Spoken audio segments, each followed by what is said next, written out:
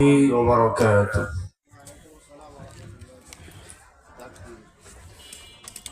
إن الحمد لله نحمده ونستعينه ونستغفره ونؤمن به ونتوكل عليه ونعوذ بالله من شرور أنفسنا ومن سيئات أعمالنا. من يهد الله فلا مضل له ومن يضلله فلا هادي له، ونشهد أن لا إله إلا الله وحده لا شريك له، ونشهد أن محمدا عبده ورسوله الذي أرسله بالحق بشيرا ونذيرا وداعيا إلى الله بإذنه وسراجا منيرا. فقد قال الله تعالى في كلامه المجيد وفرقانه الحميد: أعوذ بالله من الشيطان الرجيم. بسم الله الرحمن الرحيم. ألف لام را. كتاب أنزلناه إليك لتخرج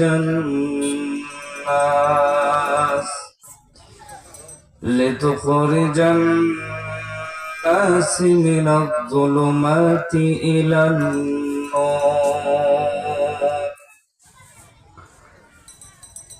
إلى آخر الآيات. اللهم صل على محمد وعلى آل محمد كما صليت على إبراهيم وعلى آل إبراهيم إنك حميد مجيد. اللهم بارك على محمد وعلى آل محمد كما باركت على إبراهيم وعلى آل إبراهيم إنك حميد مجيد। তুমি আছো হৃদয়ের গভীরে, ভুলবো তোমায় বলো কি করে। তুমি আছো হৃদয়ের গভীরে, ভুলবো তোমায় বলো কি করে। দেখি নাই তোমারে কোনদিন, তবু আছো স্মরণে অমলিন। দেখি নাই তোমারে কোনদিন, কোনদিন,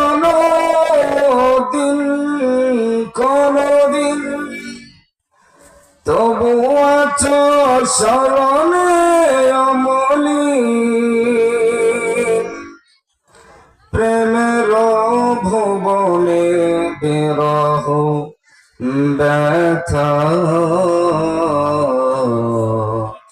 নিশীতের শেফালিরা ঝরে।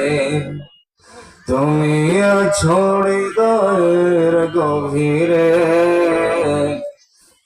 ভুলবো তোমায় বলো কি করে। আলহামদুলিল্লাহ, আল্লাহ তাআলার দরবারে আমরা শুকরিয়া আদায় করছি। সকলে বলছে আলহামদুলিল্লাহ। দক্ষিণ বাসুপাড়া জামে মসজিদের উন্নয়ন কল্পে কত বার্ষিকীটা? যাই হোক, আলহামদুলিল্লাহ 25শে ডিসেম্বর আজকের এই ঐতিহাসিক তাফসীরুল কোরআন মাহফিলের সম্মানিত সভাপতি আলহাজ A.K. ফজলুল হক, অবসরপ্রাপ্ত টিটি বাসুপাড়া, আল্লাহ তাআলা তেনাকে কবুল করুক, সকলে বলি আমিন। আজকের এই মাহফিলের সম্মানিত সহসভাপতি আলহাজ মোহাম্মদ এরশাদুল হক, সাবেক ব্যাংক কর্মকর্তা, অগ্রণী ব্যাংক, আল্লাহ তেনাকেও কবুল করুক, সকলে বলি আমিন। আজকের মাহফিলের প্রধান মেহমান আমার প্রিয় সম্মানিত বড় ভাই হযরত মাওলানা মোহাম্মদ শামসুল আরিফিন সাতক্ষীরা। আরো আছেন উত্তরবঙ্গের আলোড়ন সৃষ্টিকারী প্রিয় বন্ধুবর, অত্যন্ত শ্রদ্ধেয় হযরত মাওলানা হাসিনুর রহমান মমিন, বারাকাল্লাহু ফি হায়াতি। এছাড়াও মঞ্চে উপবিষ্ট আল্লাহর প্রিয় বান্দারা, সম্মানিত ব্যক্তিবর্গ এবং আমার সামনে মুসল্লিয়ান একরাম, কোরআন প্রেমিক, ইসলাম প্রেমিক প্রিয় ভাইরা, দূরদারাজ থেকে আসা, ধুলির আসনে বসা, আগত স্বাগত, সুচিন্তিত শিক্ষিত সম্মানিত যুবক ভাইরা, পদ্মার অন্তরালে অবস্থানরতা আমার সম্মানিতা মা এবং বোনেরা, সকলকে জানাচ্ছি ইসলামী রীতিনীতি অনুযায়ী সালাম। আসসালামু আলাইকুম ওয়া রাহমাতুল্লাহি ওয়া বারাকাতুহু। যেভাবে সালাম দেওয়া হলো জবাবটা পেলাম না, আরেকবার আমি দিচ্ছি, আপনারা জবাব দিবেন ইনশাআল্লাহ। আসসালামু আলাইকুম ওয়া রাহমাতুল্লাহ। এখন বোঝা যাচ্ছে যে আপনাদের শরীরে রক্ত আছে, আলহামদুলিল্লাহ। তার একটা রিকোয়েস্ট করবো, আপনারা এই যে ফাঁকা জায়গাগুলো একটু পূরণ করে নেন, দয়া করে একটু আগায় নেন, মাহফিলের পরিবেশ নষ্ট করবেন না। আমার প্রিয় যুবক ভাইরা, আসেন আসেন, একটু সামনে আগায় বসেন, 10 সেকেন্ড সময় দিলাম, আসেন। মুরব্বী বাবারা আসেন, সকলে কাছাকাছি বসেন, শীতের দিন, প্রচুর ঠান্ডা। আমরা আলোচনায় যেতে চাই। আমরা সর্বপ্রথম ওই মহান আল্লাহ তাআলার দরবারে শুকরিয়া আদায় করছি, যে মহান মনে আল্লাহ রাব্বুল ইজ্জত ওয়াল জালাল আমাদের সকলকে সুস্থ রেখে একমাত্র কোরআনের মাহফিলে ভালোবেসে মহব্বত করে আমাদেরকে আসার তৌফিক দান করেছেন। এই জন্য আমরা আল্লাহ তাআলাকে খুশি করার উদ্দেশ্যে কণ্ঠ লাগায় উদিত করে হৃদয়ের সবটুকুন ভাব, আবেগ, প্রেম এবং ভালোবাসা কণ্ঠকে একবারে চাপ দিয়ে সকলে বলছি আলহামদুলিল্লাহ।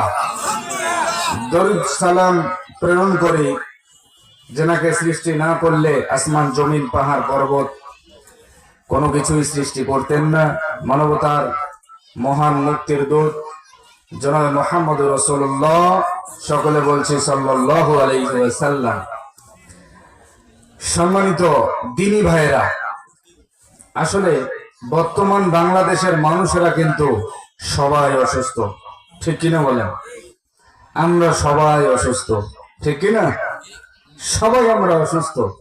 যেখানে যাচ্ছি সেখানেই শুধু দেখা যাচ্ছে যে আপনার গুম, খুন, গুলাগুলি, হানাহানি সবখানে, ঠিক কিনা?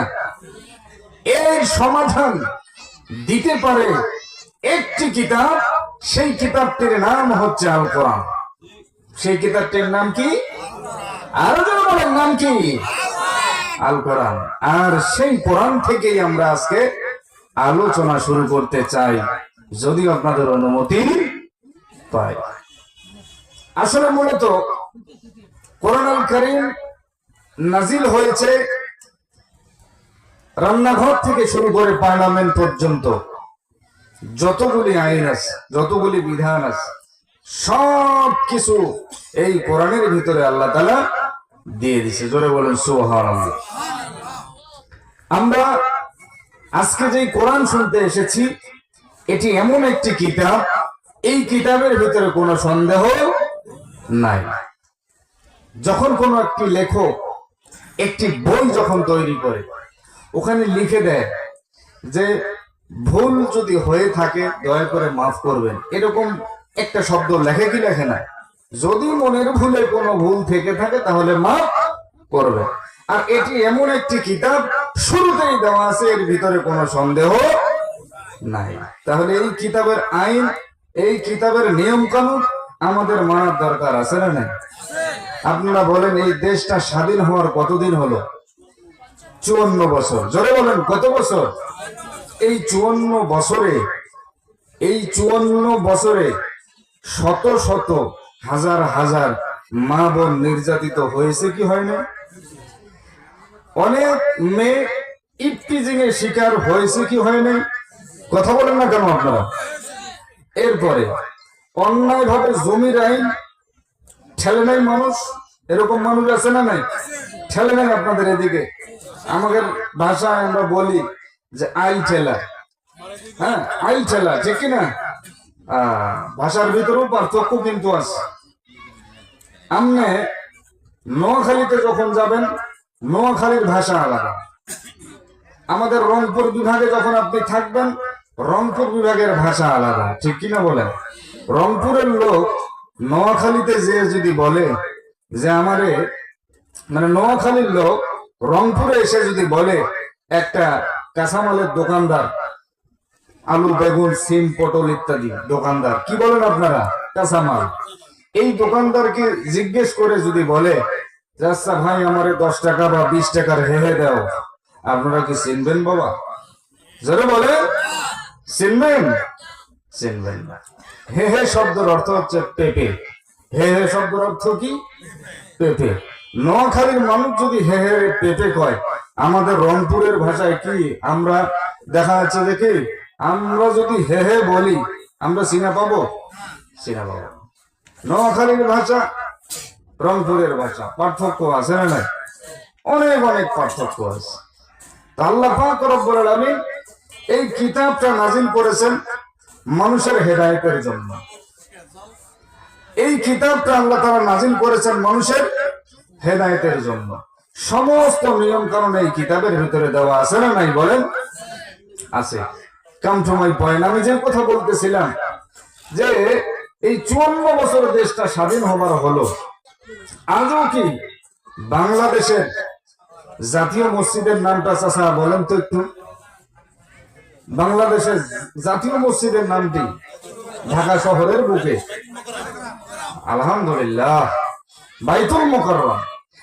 একটি ছেলে বিবাহ অবস্থায় একটি মানুষ জিনা করলে যে শাস্তি, কোরআন আল কারীমের সূরাতুন নূর আয়াত নং 2, আয-যানিয়াতু ওয়াজ-যানি আয-যানিয়াতু ওয়াজ-যানি ফাজলিদু কুল্লা ওয়াহিদিন মিনহুমা মিয়াতা জালদা। এই যে এই আয়াতটার ভিতরে আল্লাহ বলছে জিনা অবস্থায়, মানে বিবাহ অবস্থায় যদি জিনা করে তাহলে এক শাস্তি, অবিবাহিত অবস্থায় যদি জিনা করে তাহলে আরেক শাস্তি।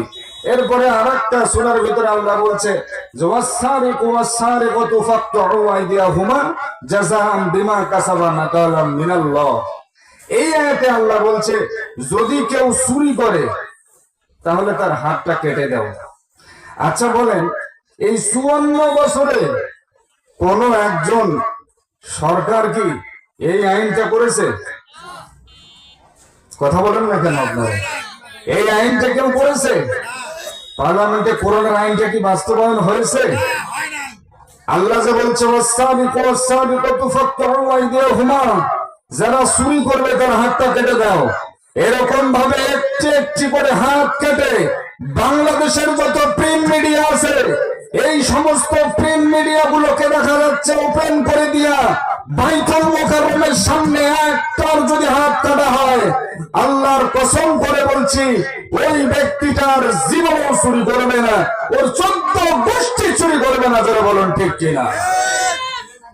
কোরআনের আইন আছে, কথা বলেন চাচা, আছে। আহা, কোরআনে আল্লাহ ডিরেক্টলি বলছে, ওপেন নয়, ওপেনলি বলছে যে চুরি করবে ওর হাতটা কেটে দাও, ঠিক কিনা হুজুর? এই কোরআনের কথা বলছি আমি। হাত কেটে দাও। জেনা করবে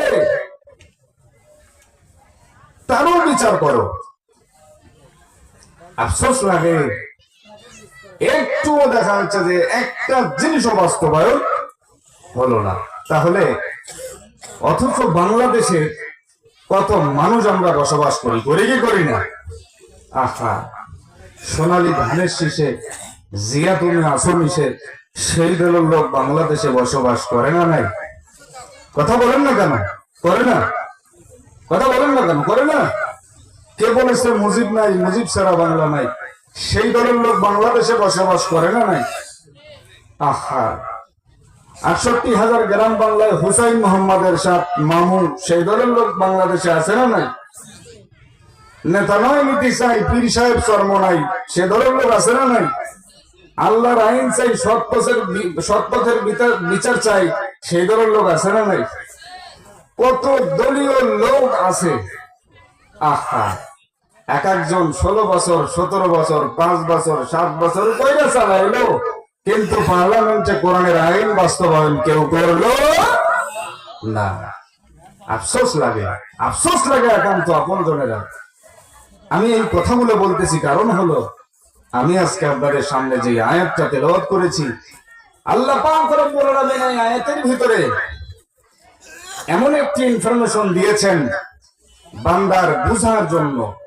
একটি মানুষ যদি রাসূল সাল্লাল্লাহু আলাইহি ওয়াসাল্লামের এই কথাটি যদি মানে, তাহলে ওমান নাহাব্বানি কানা মাই ফিল জান্নাহ, রাসূলের সঙ্গ সাথে করে নিয়া, রাসূলের দেখা যাচ্ছে যে রাসূল সাল্লাল্লাহু আলাইহি ওয়াসাল্লাম সাথে করে নিয়া জান্নাতে পৌঁছায় দিবে।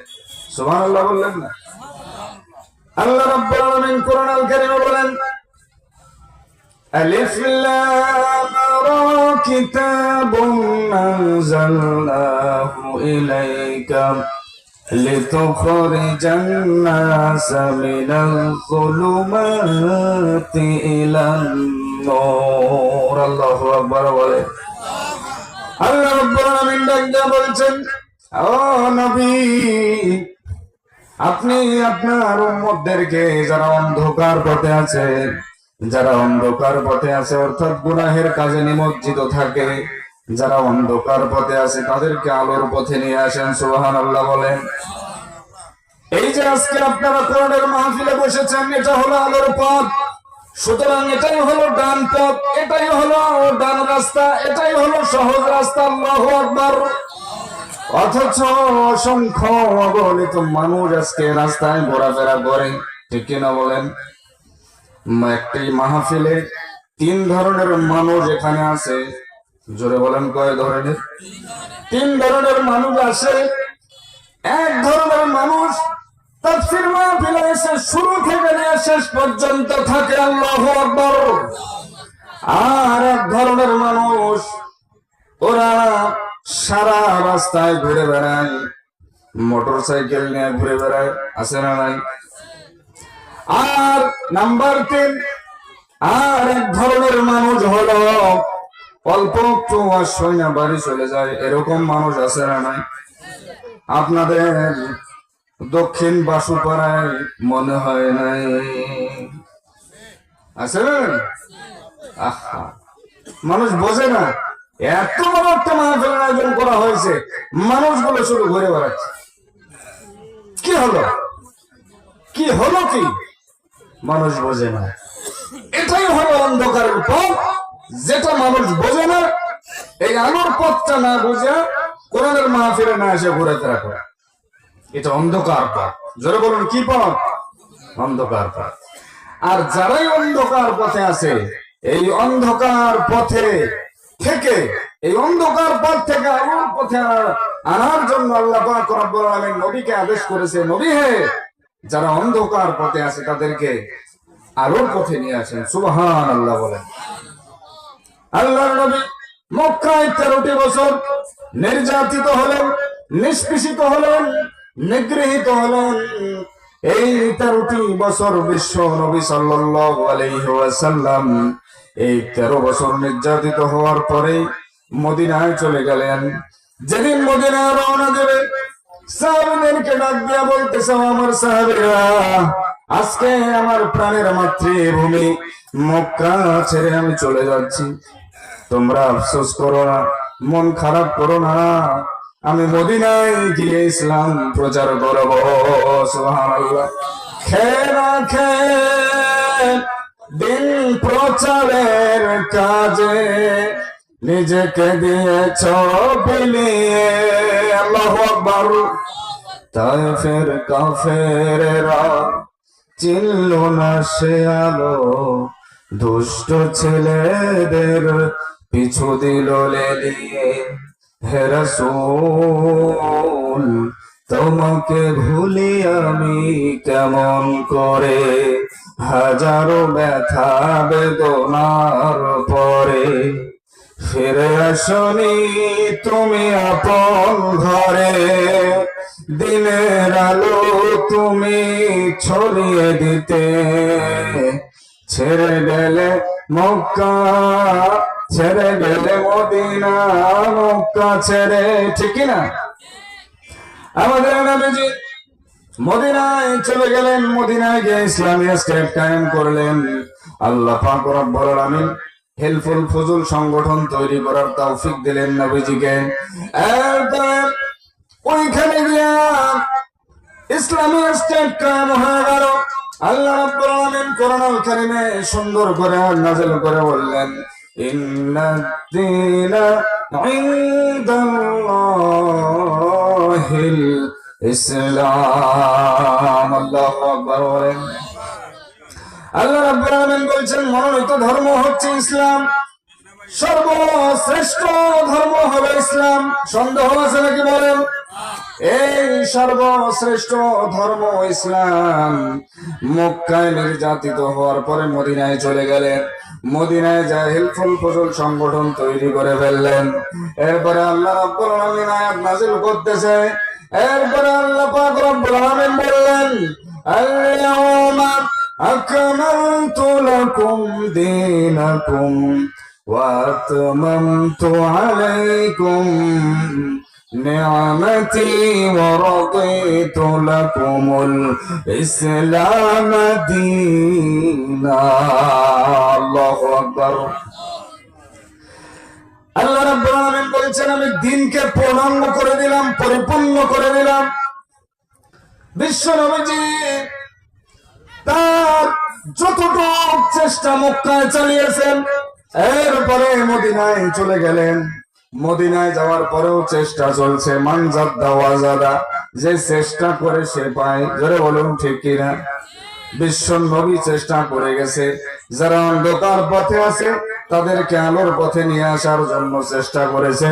সুতরাং বিশ্ব নবীর উত্তর শরীরা সাহাবীরা কি আছে? কথা বলেন না কেন? সাহাবীরা নাই, কিন্তু আলেম ওলামারা আছে নাই? তাদের উত্তর শরীরা ইসলাম প্রচার করার জন্য চেষ্টা করে কি করে না? চেষ্টা করে যাচ্ছে। কোরআনের পাখি আল্লামা দেলোয়ার হোসেন সাইদী 50 বছর তাফসীর করলো গোটা পৃথিবীর ভিতরে 50টা দেশের উপরে। এমন কোন দেশ নাই কোরআনের পাখি যায় নাই। এই দেশগুলোতে দিন প্রচার করলেন, ইসলাম প্রচার করলেন, ঠিক কিনা বলেন? আল্লাহ পাক যেন কোরআনের পাখির কবরটা জান্নাতুল ফেরদাউসের মেহমান বানায়। সকলে বলি আমিন। তাদের উত্তর শরীরা চেষ্টা করে যাচ্ছেন। আপনার এলাকার মানুষেরা কত কষ্ট করে আঞ্জাম করেছেন শুধু 2-4টা কোরআন হাদিস থেকে কথা শোনার জন্য, ঠিক কিনা বলেন? অনেক আশা করে, কষ্ট করে, দিনকে দিন নয়, রাতকে রাত নয়, চোখের পানি, ত্যাগ এবং তিতিক্ষা, কষ্ট, ঠিক কিনা বলেন? আপনাদের ইমাম সাহেব সহ এলাকার যুবকেরা সহ এই আয়োজন করেছেন। এই আয়োজনটা সাকসেস করেছেন, যারা বলেন ঠিক কিনা? এটা হলো রসুলের উত্তর শরীরা। রসুলের উত্তর শরীরা হচ্ছে আলেম ওলামা। দেখেন, ইন্নামা ইয়াখশাল্লাহা মিন ইবাদিল উলামা। আল্লাহ রাব্বুল আলামিন বলছেন যে আলেম ওলামারা নায়েবে নবী অর্থাৎ নবীদের উত্তরসূরি। সুবহানাল্লাহ বলেন। আলেম ওলামারা হচ্ছে সবচেয়ে বেশি ভয় করে আল্লাহ তাআলাকে। জোরে বলেন ঠিক কিনা? আল্লাহ বলছে এই কথা না আমরা বলছি? তাহলে এই আলেম ওলামারা এই স্টেজে বসে কথা বলবে, কোরআন থেকে কথা বলবে, হাদিস থেকে কথা বলবে, আর চাতক পাখির মতো আল্লাহর বান্দারা এসে এই আলোচনা শুনবে। জোরে বলুন ঠিক কিনা? রাসূল সাহাবীদেরকে সুন্দরভাবে বলতেন, ও আমার সাহাবীরা, এই পথে চলো, এই পথে চলো, সোজা পথে চলো, বাঁকা পথে চলো না। তার কারণ উপরে একজন আছে। উপরে কে আছে? আল্লাহ। আর আল্লাহ আমাকে সৃষ্টি করেছেন নবী হিসাবে।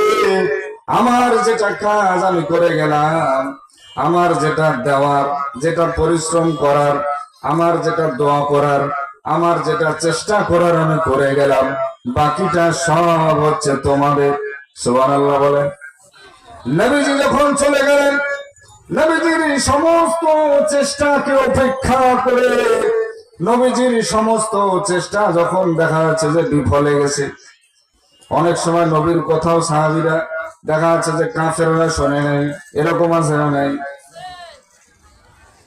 আমাদের নবীজি যখন চলে গেলেন, দায়িত্ব পড়ে গেল সাহাবীদের হাতে।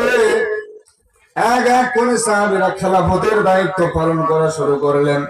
তার ভিতর থেকে একজন সাহাবীর কথা বলি, হযরত ওমর রাদিয়াল্লাহু তাআলা আনহু। এমন একজন সাহাবী ছিলেন, তিনি দুনিয়াতে জান্নাতের সার্টিফিকেট প্রাপ্ত একজন সাহাবী। সুবহানাল্লাহ বললেন না? এই ওমর রাদিয়াল্লাহু তাআলা আনহু যখন প্রেসিডেন্ট ছিলেন, ওমর রাদিয়াল্লাহু তাআলা আনহু দায়িত্বে থাকা অবস্থায় এই ওমর সারা রাত দেখা যাচ্ছে যে আল্লাহর বান্দা বান্দিরা ঘুমায়।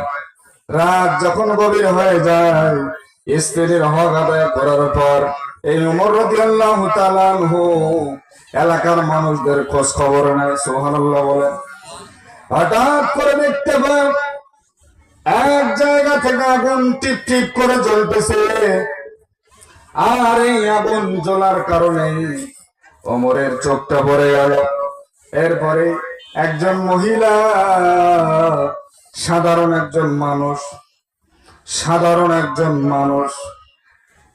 একজন মহিলা, 2 থেকে 3টা বাচ্চার সাথে, আর আগুন জ্বালাইয়া ওইখানে বাচ্চাদেরকে ডাক দিয়া বলতেছে, আমার বাচ্চারা বেশি কান্নাকাটি করো না, একটু পরেই খাবারের ব্যবস্থা হবে।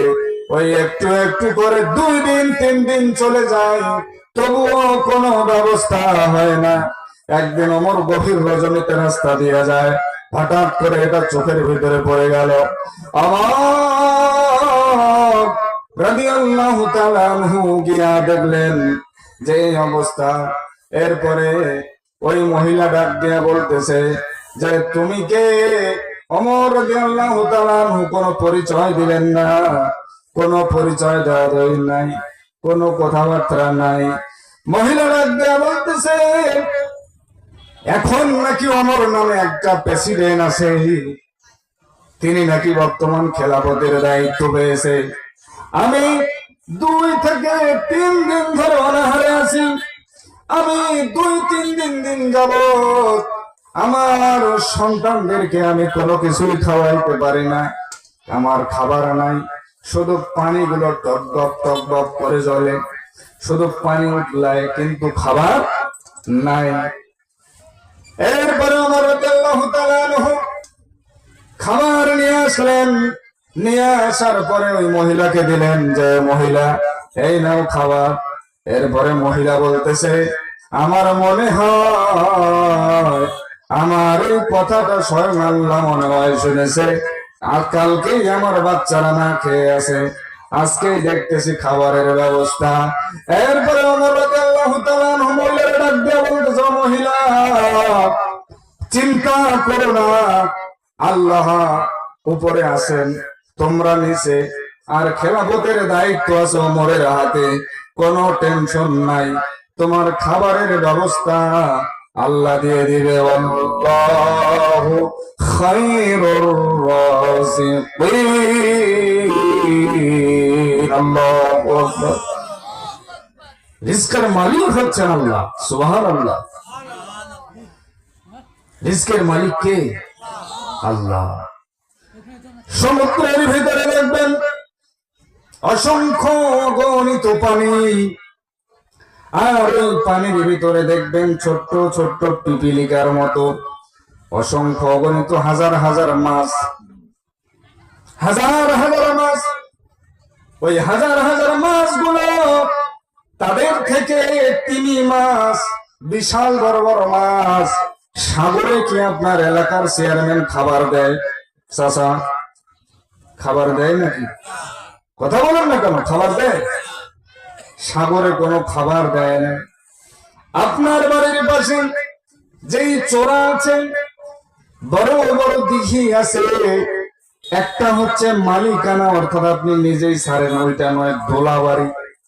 একটা ভাষা হচ্ছে চোরা। এই চোরার ভিতরে অসংখ্য অগণিত টাকি মাছ, ছোট মাছ, পুঁটি মাছ আছে না নাই? অসংখ্য অগণিত মাছ আছে। কোনদিনও কিন্তু আপনি আমি খাবার দেই না। এই মাছগুলোকে খাবার দেন তিনি, যিনি হলেন আমাদের রব। আল্লাহু আকবার।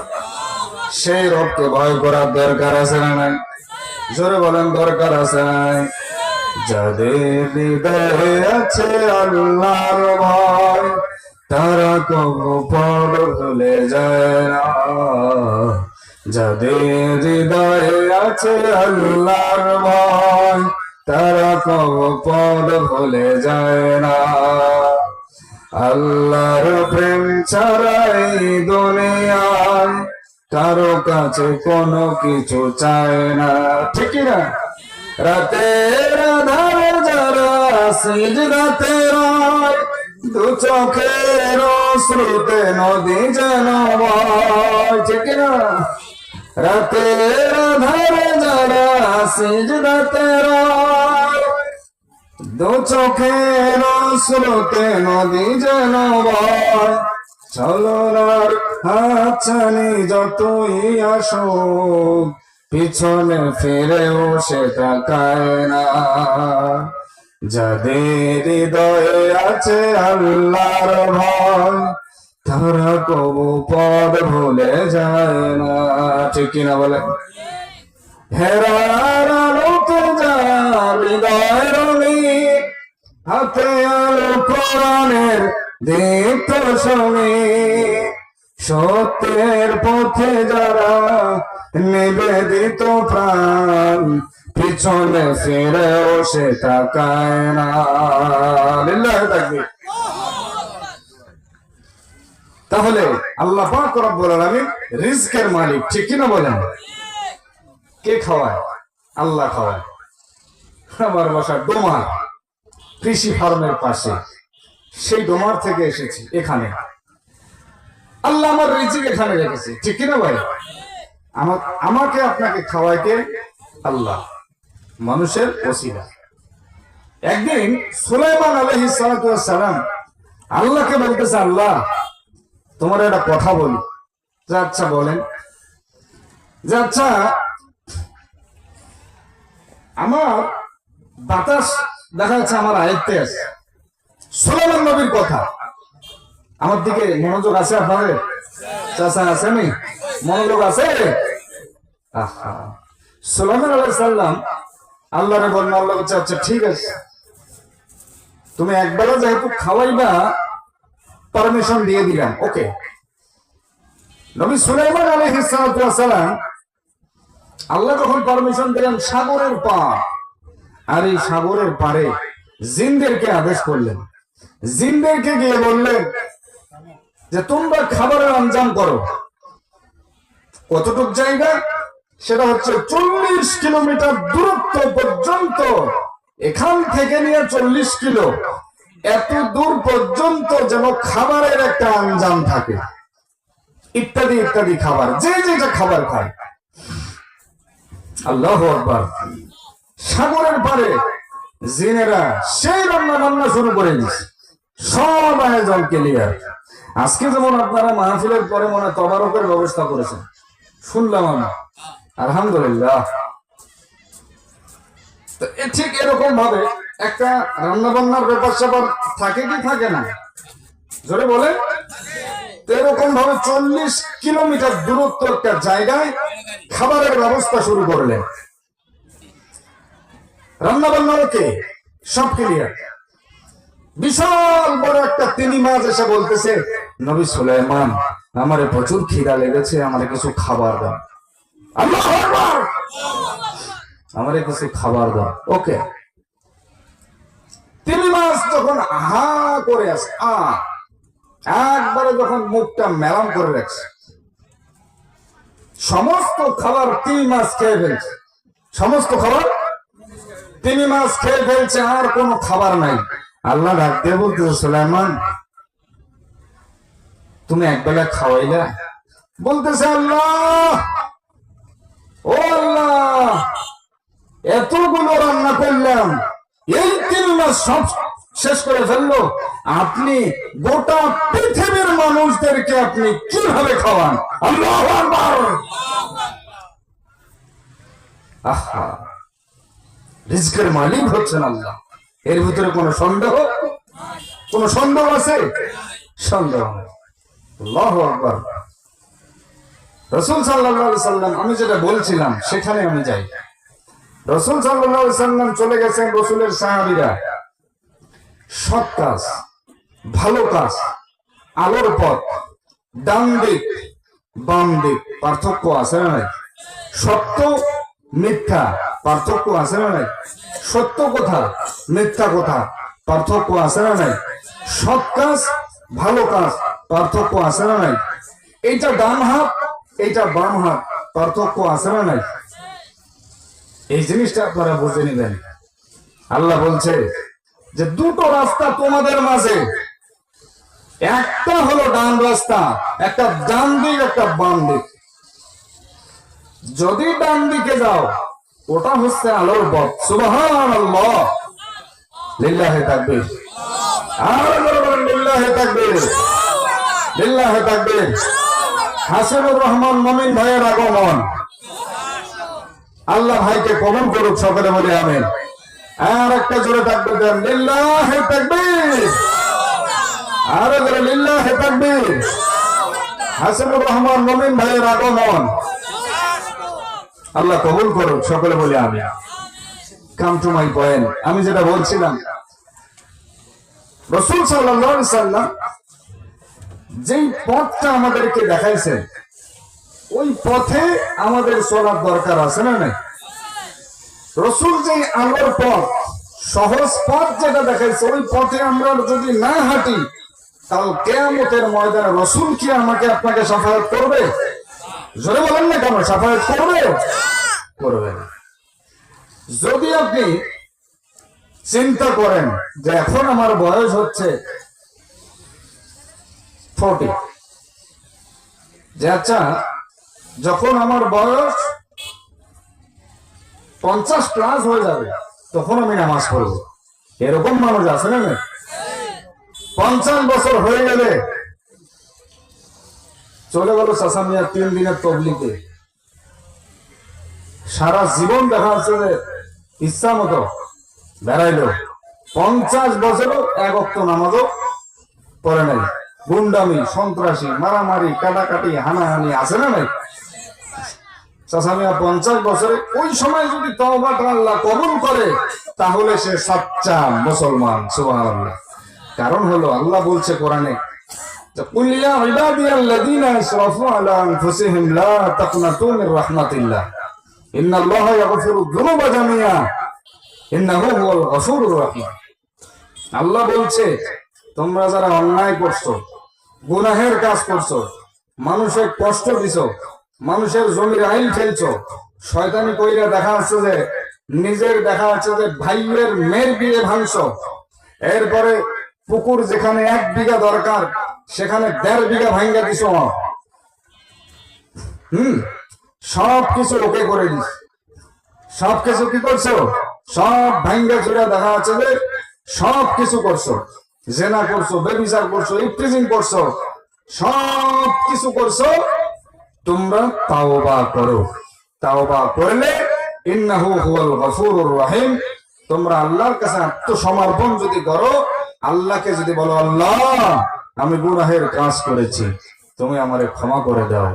আল্লাহ ইন্নাহু হুয়াল গফুরুর রহিম।